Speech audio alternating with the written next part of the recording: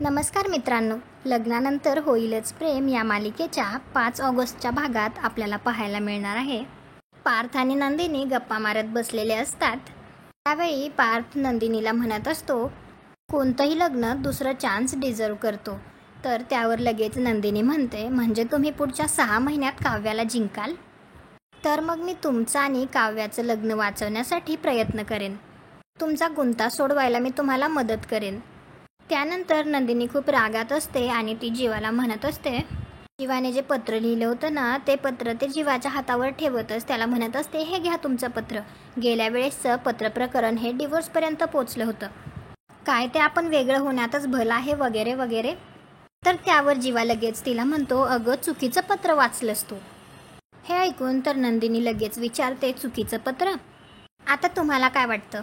त्यावर नंदिनी विचार करेल का की जर मी चुकीचं पत्र वाचलं तर मग ते पत्र खरं कोणासाठी होतं?